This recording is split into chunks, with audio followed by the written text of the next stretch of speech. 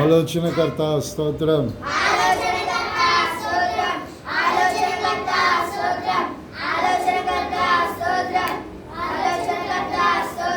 గొప్ప దేవుడా స్తోత్రం,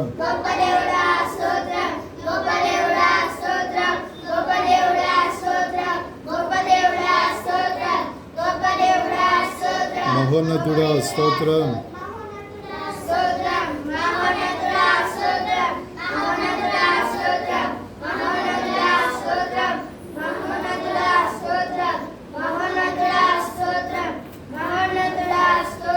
నీతిమంతుడా స్తోత్రం,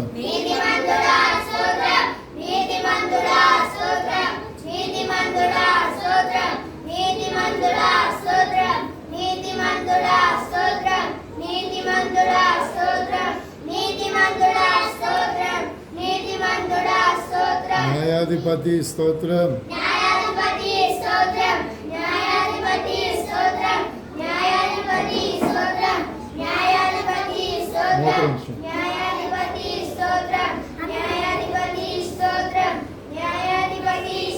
గడిచిన కాలం అంతా కాపాడి ఈరోజు ఈ సండే స్కూల్ ఆరాధనకు నడిపించిన యేసయ్యకు స్తోత్రాలు చెల్లిద్దాం. జరుగుతున్న ఈ సండే స్కూల్ ఆరాధన అంతా ప్రారంభం నుంచి ముగింపు వరకు ఆయన నామ మహిమార్థమే జరిగించినట్లు దేవునికి స్తోత్రాలు చెల్లిద్దాం. ఏకనాథుడైన యేసయ్యకు స్తోత్రాలు చెల్లిద్దాం. స్తోత్రం స్తోత్రం స్తోత్రం.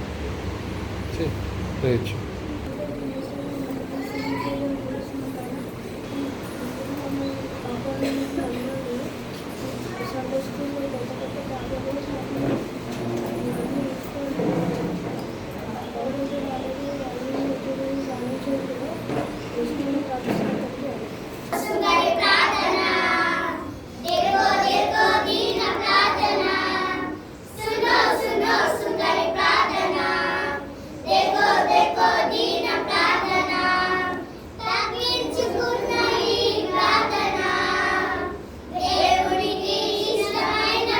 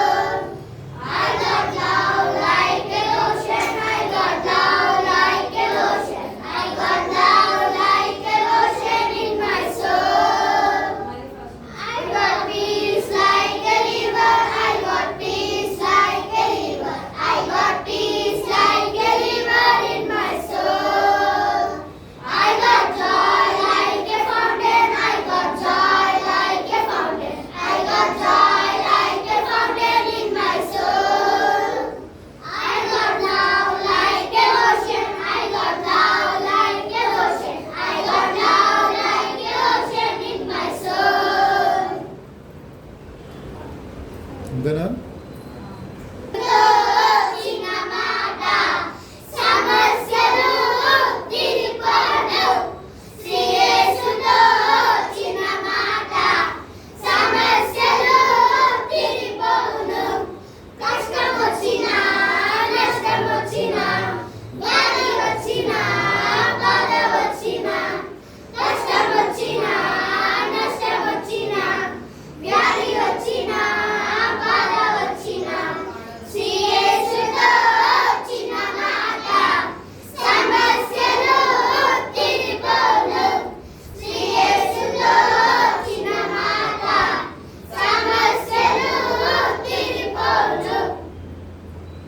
ఓకేనా? కీర్తనల గ్రంథం 119 అధ్యాయం 24-25 వచనాలు. నా ప్రాణముకు మంటిని హత్తుకొనుచున్నది, నీ వాక్యముల చేత నన్ను బ్రతికింపుము. నా చర్య అంతయు నేను చెప్పుకొనగా నీవు నాకు ఉత్తరం ఇచ్చితివి. నీ కట్టడాలను నాకు బోధింపుము. They should keep their testimonies. They should speak with their whole heart.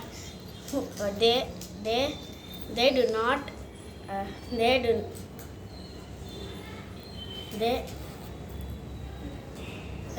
They don't do wrong, but they walk in His ways. Psalms 19 verse 2-3. మహోన్నతుని చాటున నివసించువాడే సర్వశక్తి నీడను విశ్రమించువాడు. కీర్తనలు 91:1. ప్రాణము మంటిని హత్తుకొని చిన్నది, నీ వాక్యము చేత నన్ను బ్రతికింపుము. నా చర్య అంతయు నేను చెప్పుకొనగా నీవు నాకు ఉత్తరం ఇచ్చితివి. నీ కట్టడాలను నాకు బోధించుము. కీర్తనలు 119 అధ్యాయం 25-26 వచనాలు. దుష్టుల ఆలోచన చెప్పున నడువక, పాపుల మార్గమున నిలువక, అపహాసకులు కూర్చుండక. Lift up my soul, God, oh my God, in you I trust. Let but to shame, but oh, to your Lord, lift up my soul, oh my God, in you I trust. Let up to shame, let not my enemies exult over me.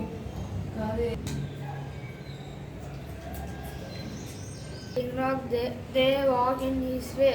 Psalms 19 verse 3. Surely goodness and mercy shall follow me in all days of my life, and I will dwell in the Lord forever. Psalms 23 verse 6. మతమును అర్థనండి Telugu దేశము నన్ను సన్మానించిన తమ పొరుగు వారిని చాటున దోషము నన్ను సన్మానించను. యెహోవా దయాళుడు, ఆయన కృప నిత్యముండును, ఆయన సత్యం తడతాడలుండును. కీర్తనలు 105. పెద్దగా మళ్ళీ నా ఇద్దరి నుండి తొలగిపోయాను. ఏం నాన్న కాపాడి నాకు ఏమీ కాదు. యెహోవా దయాళుడు, ఆయన కృప నిత్యముండును, ఆయన సత్యం తరతరలుండును. ఏయ్, ఏయ్, చెప్పు ఇప్పుడు చెప్పు. యెహోవా దయాళుడు, ఆయన కృప నిత్యముండును, ఆయన సత్యము తరతరలుండును. కీర్తనలు 105. దుష్టుల ఆలోచన చెప్పున నడవక, పాపుల మార్గమున నిలవక, అపహాసకులు కూర్చుండక. కీర్తనలు 1:1.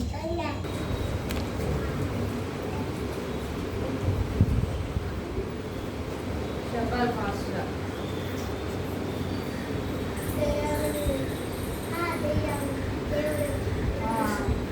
దయ్యం పట్టిన వాడిని యేసయ్య ఎట్లా విడిపించాడు అనేది నేర్చుకున్నాం కదా. ఎస్, గుర్తుందా? ఈరోజు ఇంకొక చిన్న స్టోరీ చెప్పుకుంటాం. ఓకే, బైబిల్లో ఒక ఊరు ఉందన్నమాట.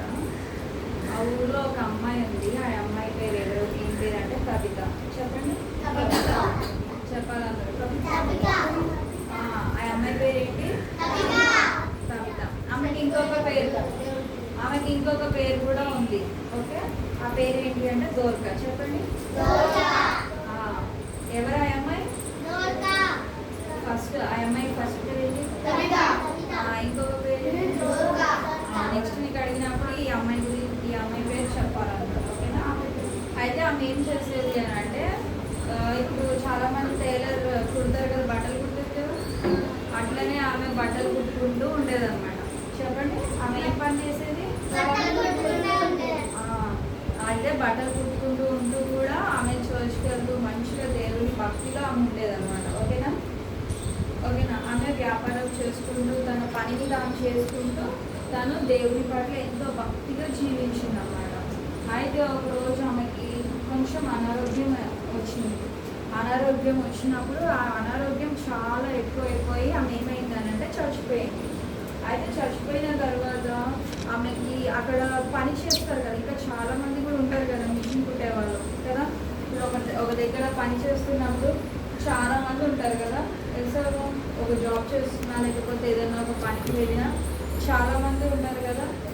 అయితే వాళ్ళందరూ కూడా ఏమో చచ్చిపోగానే చాలా ఏడ్చారనమాట. ఏడిస్తే అప్పుడు అక్కడ యేసయ్య శిష్యులు చాలా మంది ఉండేవాళ్ళు కదా.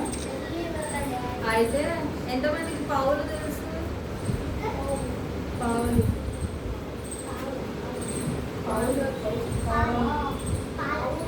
ఆయన కూడా యేసయ్య శిష్యుడు అనమాట. ఓకేనా? అయితే యేసయ్య వెళ్తూ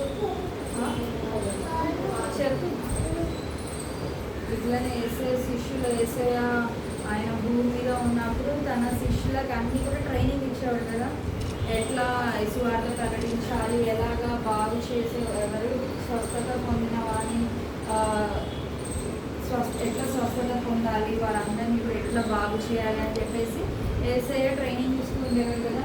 అయితే ఈ పౌలు అనేటువంటి వ్యక్తి కూడా తను మంచి సువార్త ప్రకటిస్తూ ఇంకా చాలా మందిని రక్షిస్తూ ఉండేవాడు అనమాట. అయితే వీళ్ళు తెలుసుకొని ఒకవేళ వీళ్ళని పిలిస్తే కనుక ఆమె స్వస్థత పొందుతుందేమో అని చెప్పేసి వాళ్ళందరూ కూడా ఆమె దగ్గరకు వచ్చి ప్రేయర్ చేసినప్పుడు ఆమె ఏమైంది అని అంటే తిరిగి బ్రతికిందనమాట. ఓకేనా? వాళ్ళందరూ ప్రేయర్స్ అయ్యో శిష్యులందరూ కూడా ఆమె దగ్గరికి వెళ్ళి ఆ పౌరులు వీళ్ళందరూ వెళ్ళి ఆమె దగ్గర ప్రేయర్ చేయగానే ఏమైంది, ఆమె స్వస్థత పొందింది. తిరిగి ఆమె చనిపోయిన ఆమె తిరిగి లేచింది. ఓకేనా? ఏం చేశారు వాళ్ళు? స్వస్థత పొందారు, స్వస్థత పరిచారు కదా ఆ అమ్మాయిని. ఆమె చనిపోయింది, ఆమె వ్యాపారం అంతా కూడా నష్టం వచ్చింది. కదా పని చేసుకుంటూ తన వ్యాపారాన్ని తన జీవితాన్ని కొనసాగించుకుంటూ ఆమె సడన్గా చచ్చిపోయినప్పుడు వాళ్ళందరూ కూడా వచ్చి ప్రేయర్ చేసిన తర్వాత ఆమె ఏమైనా తిరిగి బ్రతికింది అనేటువంటి స్టోరీని మనం ఈమె ద్వారా మనము నేర్చుకుంటాం అన్నమాట. ఓకేనా? కవిత, ఆమె గురించి ఆమె ఏం పని చేస్తుండేది? బట్టలు కుట్టు వ్యాపారం చేస్తుండేది. ఇంకా భక్తిగా ఉండేది కదా, ప్రేయర్ చేసుకుంటూ చాలా భక్తిగా ఉంటూ ఆమె పనిని ఆమె చేసుకుంటూ ఉండేది. ఒకరోజు ఆమెకి ఏమైంది? అనారోగ్యం వచ్చిన తర్వాత అది బాగా ఎక్కువైపోయి ఆమె ఏమైపోయింది? చనిపోయింది. ఆమె ఎవరు స్వస్థపరిచారు? ఆయన పేరేంటి?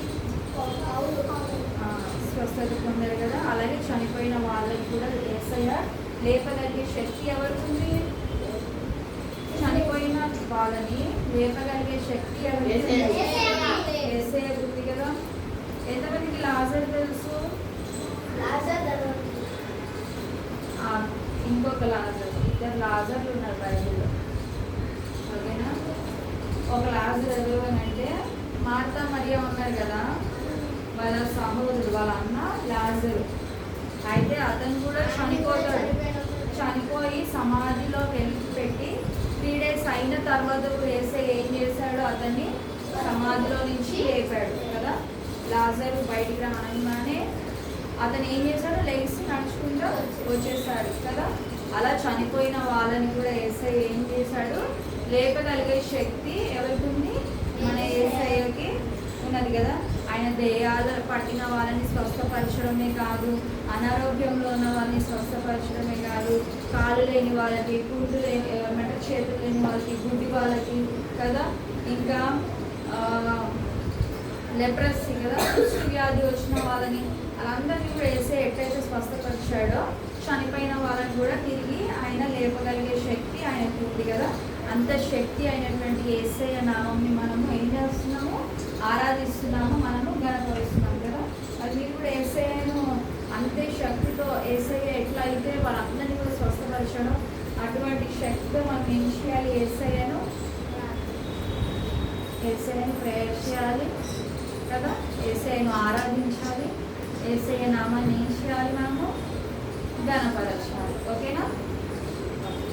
ప్రార్థన చేసుకోవాలి.